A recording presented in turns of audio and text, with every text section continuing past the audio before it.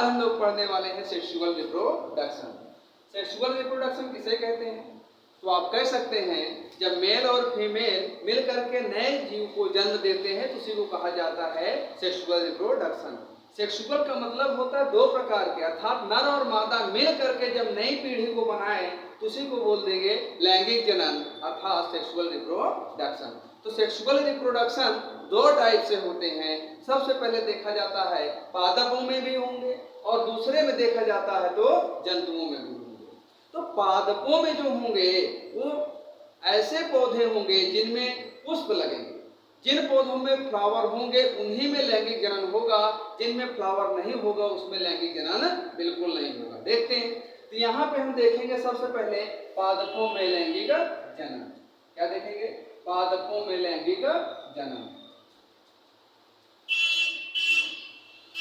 लैंगिक जनन, पादपों में लैंगिक जनन होने के लिए कुछ हम शब्दावली को सबसे पहले समझेंगे कि यहाँ पे शब्दावली है क्या।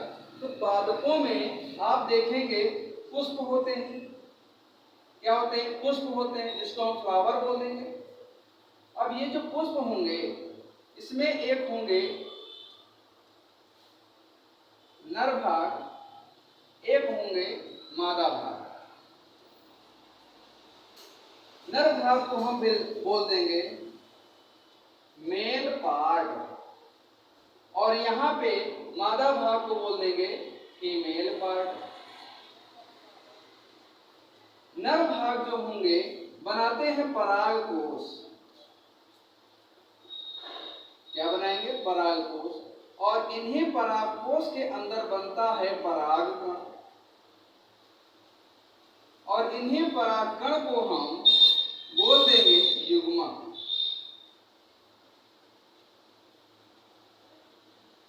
युग्मक बोलेंगे और इसको हम बोल देंगे ये बनाएगा अंडाशय बनाएगा। अंडाशय के अंदर बनेंगे क्या? अंडाणु बनेंगे और अंडाणु को क्या बोलेंगे? युग्मक बोलेंगे। युग्मक। तो यहाँ भी युग्मक बना, यहाँ भी युग्मक। इसका हम अंतर कैसे करेंगे? अंतर, यदि यह युग्मक मादा का है तो यहाँ पे हम मादा युग्मक कह देंगे। यदि यह युग्मक आपका नर का है तो इसको हम नर युग्मक कह देंगे। जब यही नर युग्मक और मादा युग्मक का मिलन होता है तो उस प्रक्रिया को हम कह देंगे निषेचन। क्या कह देंगे? निषेचन। निषेचन के बाद यही बन करके तैयार होंगे युग्मनज के। युग्मनज बनेगा और यही युग्मनज बाद में भ्रूण बन जाएगा और यही भ्रूण बाद में बीज बन जाएगा और बीज से नया पौधा बन जाएगा। नए पौधे बनकर तैयार हो गए। यहाँ पे आपने देखा ना कि ये जो पुष्प था ये पौधे पर था, इस पौधे से एक नया पौधा जब बनकर तैयार हो गया तो इसी को हमने क्या कह दिया? पादपों में लैंगिक जनन। तो यहाँ पे हमने देखा ये जो निषेचन हुआ, निषेचन किसके कारण होता है? परागण के द्वारा। किसके द्वारा होता है? परागण के द्वारा। परागण का मतलब क्या हुआ? पराग कणों का जाना ही परागण कहलाता है। यानी यहाँ पे परागण देखेंगे तो दो प्रकार से होंगे, एक होगा स्वपरागण, एक होगा परपरागण। परपरागण तो स्व माने स्वयं, परागण माने परागण का जाना। स्व माने स्वयं, परागण माने परागण का जाना। जब स्वयं से परागण नर भाग से निकलकर मादा भाग के वर्तिकाग्र पर जाएगा तो उसे हम बोल देंगे स्वपराग। इसे पुष्पों में हम देखेंगे तो बड़ी आसानी से समझ में आएगा। और पर का मतलब होता है जब कीट पतंगों वायु के द्वारा अथवा जलों के द्वारा जब परागकण परागकोश से निकल करके मादा भाग के वर्तिकाग्र पर पहुंचेगा तो उसी को बोल देंगे परपरागण। ये परपरागण जो होते हैं तीन प्रकार से होंगे। जल के द्वारा हो जाता है, वायु के द्वारा हो जाता है और कीट के द्वारा हो जाता है। माने जल के द्वारा भी, वायु के द्वारा भी और कीट के द्वारा भी हो जाता है। अच्छा, तो इसको हम बोलते क्या? परागकोश को बोलेंगे पोलन सेट। पोलन सेट और इसको बोलेंगे पोलन ग्रेन।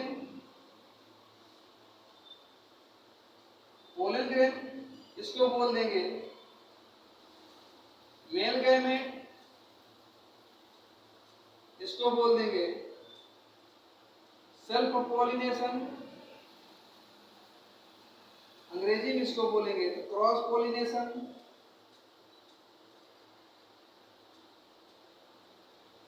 इसको बोल देंगे ओवरी, इसको बोल देंगे ओवम, इसको बोल देंगे फीमेल गैमेट्स, इसको बोल देंगे पॉलिनेशन, इसको बोल देंगे फर्टिलाइजेशन, इसको बोल देंगे गैमेट्स, इसको बोल देंगे एम्ब्रियो, इसको बोल देंगे सीड। तो यहाँ पे आपने देखा ये फ्लावर से आपका रिप्रोडक्शन चालू हुआ, इससे फ्लावर से। तो आप कहते हैं कि मेल और फीमेल मिल करके ही नए पौधों का निर्माण करते हैं। जब मेल और फीमेल मिल करके नए पौधों का निर्माण करते हैं तो उसी को हम क्या बोल देंगे, लैंगिक जनन। तो सबसे पहले यहाँ पर हम देखेंगे तो पुष्पों को देखेंगे। किनको देखेंगे? पुष्पों। हम पुष्पों के अंदर पाए जाने वाले मेल फीमेल के पार्ट को जब हम पहचान लेंगे तो हमें बड़ी सहजता होगी कि इनमें जनन कैसे होंगे ये जानने में। तो सबसे पहले हम देखेंगे पुष्प के आकार में। सबसे पहले यदि हम पुष्प देखेंगे तो पुष्प भी दो प्रकार के होते हैं। पुष्प के प्रकार, types of flower, types of flowers. तो फ्लावर्स टू टाइप्स के होते हैं। पहला होता है एक लिंगी, एक लिंगी पुष्प। दूसरा होता है द्विलिंगी पुष्प, द्विलिंगी पुष्प। एक लिंगी पुष्प और द्विलिंगी पुष्प में अंतर क्या है? यानी एक लिंगी पुष्प में केवल एक ही लिंग रहेगा, या तो मेल रहेगा या तो फीमेल रहेगा। मेल रहेगा तो मेल पुष्प कहलाएगा, फीमेल रहेगा तो फीमेल पुष्प कहलाएगा। लेकिन इसमें क्या होगा, मेल भी साथ में रहेगा प्लस फीमेल भी साथ में रहेगा। और जब मेल और फीमेल दोनों साथ में रहेंगे तो उसे हम बोल देंगे द्विलिंगी पुष्प। क्या बोलेंगे? द्विलिंगी पुष्प। इनकी हम पहचान कैसे करेंगे? तो आप देखेंगे पुष्पों के अंदर जब निचला भाग फूला हुआ हो, निचला फूला हुआ भाग हो तो उसी को हम बोल देंगे मादा भाग। ये इसको हम बोल देंगे वर्तिकाग्र, इसको हम बोल देंगे वर्तिका, इसको हम बोल देंगे अंडाशय। और अंडाशय के अंदर ही पाए जाएंगे अंडाणु, इसको हमने बोल दिया अंडाणु। ये इतने भाग वर्तिकाग्र, वर्तिका, अंडाशय, अंडाणु, ये सभी जो भाग पाए जाते हैं इसको हम बोल देंगे मादा भाग। मादा भाग का मतलब ये हुआ कि ये फीमेल के पार्ट है, फीमेल पार्ट है। तो जब इसमें फीमेल, केवल इसमें ओनली फॉर फीमेल होगा, इसी को हम बोल देंगे मादा पुष्प। क्या बोल देंगे? मादा पुष्प। अब मादा पुष्प है। अब यहाँ पे हम देखेंगे दूसरा पुष्प। दूसरे पुष्प में यदि देखेंगे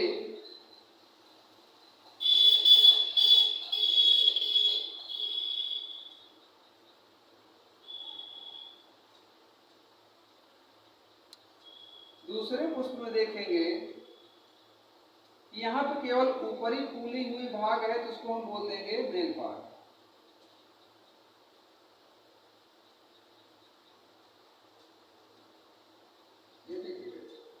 ये ऊपर फूला हुआ है, निचला कैसा है? फूला हुआ नहीं है।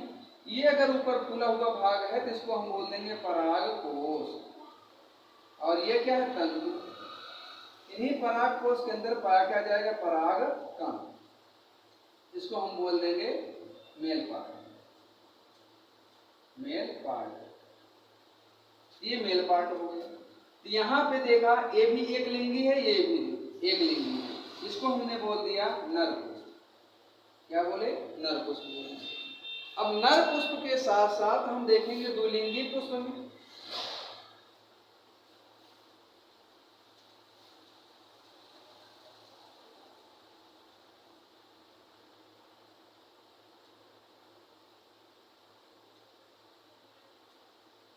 ये आपका द्विलिंगी पुष्प बन रहा है। द्विलिंगी पुष्प में होता क्या है, नर भी साथ होंगे और मादा भी साथ होंगे। जब नर और मादा दोनों साथ साथ रहेंगे तो इसी को हम बोल देंगे द्विलिंगी पुष्प।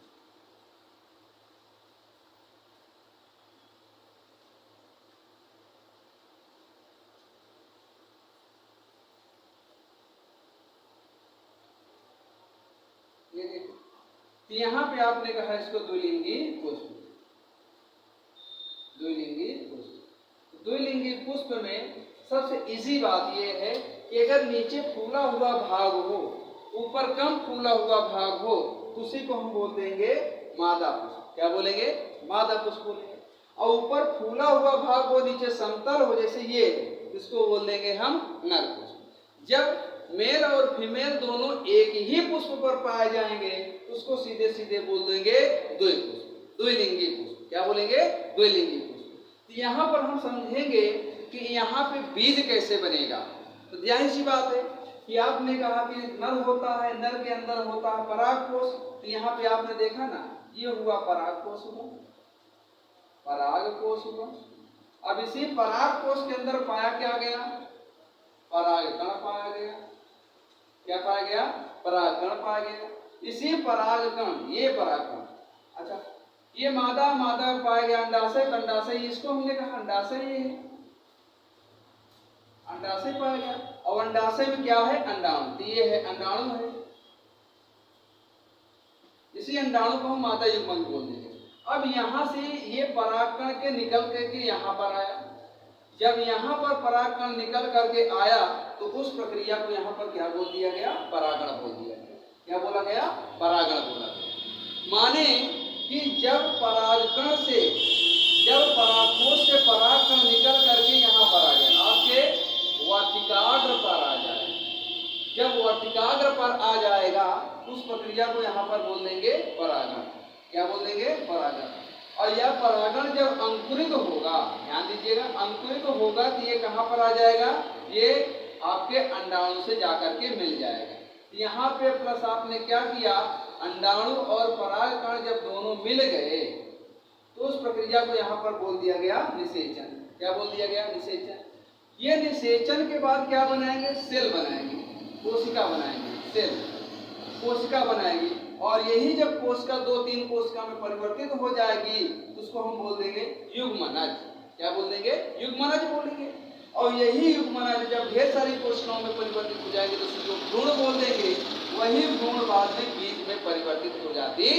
अच्छा, जब ये निषेचन होता है तो बाकी चीजों का क्या होता है? तो बाकी चीजों का सीधे सीधे फंडा होता है कि जब इनका निषेचन यहाँ पर कंप्लीट हुआ तो आपके नर भाग और आपके ये जो बाहरी भाग होते हैं ये सभी सूख जाते हैं, ये सब सूख जाते हैं। और अंडाशय ये जो होता है, ये अंडाशय जो होता है वह फल में परिवर्तित हो जाता है। और ये जो अंडाणु होते हैं उसी के अंदर बीज में परिवर्तित हो जाते हैं। और इसी बीज को जब पक करके तैयार हो जाते हैं, इसी बीज को जब हम खेतों में पुनः बोते हैं तो एक नए पौधे का निर्माण हो जाता है। इसी को हमने बोल दिया लैंगिक जनन। क्या बोला? लैंगिक जनन।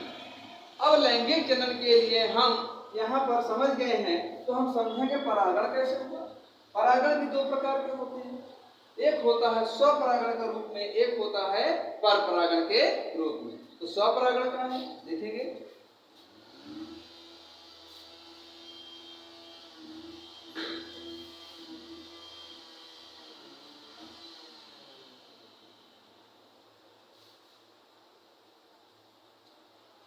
हम देखेंगे स्वपरागण, परागण देख लेंगे।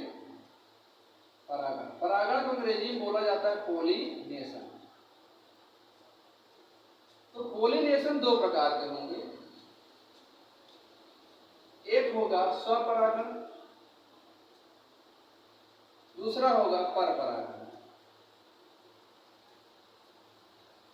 स्वपरागण को बोलेंगे सेल्फ पॉलिनेशन।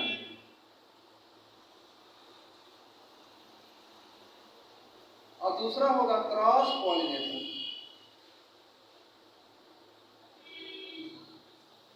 क्रॉस पॉलिनेशन, तो सेल्फ पॉलिनेशन और क्रॉस पॉलिनेशन।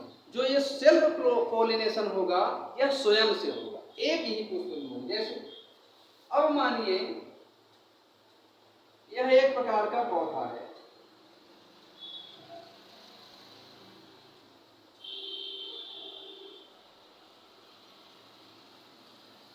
ये मैं फ्लावर बना रहा हूं ऐसा समझने के लिए। एक फ्लावर मैं यहां बना दे रहा हूं,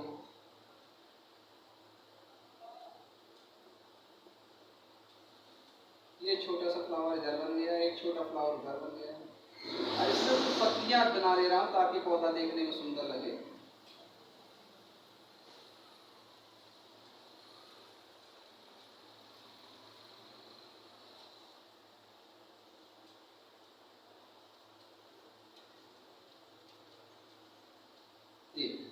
यहाँ पे आपने एक पौधे को देखा, एक पौधा। अब जब कह रहे हैं कि यहाँ से परागकण माने इसी पुष्प का परागकण इसी पुष्प पर आए, तो उसको हम बोल देंगे स्वपरागण। क्या बोल देंगे? स्वपरागण, अर्थात self pollination. Self pollination, self माने हुआ स्वयं में ही परागण हो। जब स्वयं में ही परागण होगा तो उसी को हम बोल देंगे सेल्फ पॉलिनेशन। तो यहाँ पर एक ही पुष्प है, उसी पुष्प का परागकण उसी पुष्प पर जा रहा है। जब उसी पुष्प का परागकण उसी पुष्प पर जा रहा है तो आप समझ जाएंगे कि ये पौधे का जो पुष्प है वो कैसा है? द्विलिंगी है। कैसा है? द्विलिंगी। वहां पे नर और मादा दोनों उपस्थित हैं। लेकिन जब यहाँ से परागकण यहाँ पर आएगा, यहाँ से परागकण यहाँ पर आएगा, तो भी इसे क्या बोल देंगे? स्वपरागण। क्या बोल देंगे? स्वपरागण। स्वपरागण माने कि पौधा परिवर्तित ना हो, पुष्प भले परिवर्तित हो जाए। यदि पौधा परिवर्तित नहीं हो रहा है, पुष्प परिवर्तित हो रहा है, तो उसे को हम बोल देंगे स्वपरागण। यदि पुष्प भी परिवर्तित ना हो, उसी पुष्प का उसी पुष्प पर आए, तो भी इसे क्या बोल देंगे? स्वपरागण बोल देंगे। तो हम स्वपरागण समझने के लिए एक हम अलग से पुष्प बनाते हैं जिसमें मेल फीमेल आपको आसानी से दिखाई दे।